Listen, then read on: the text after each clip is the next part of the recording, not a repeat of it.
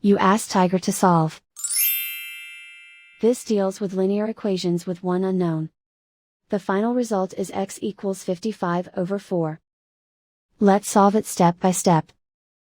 Simplify the expression. Simplify the arithmetic.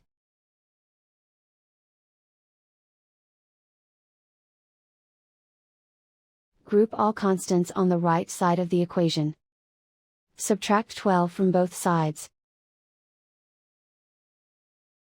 Simplify the arithmetic.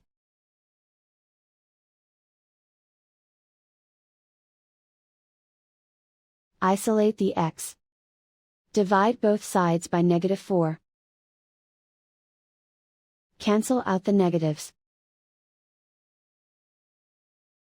Simplify the fraction. Cancel out the negatives. And so the final result is x equals 55 over 4.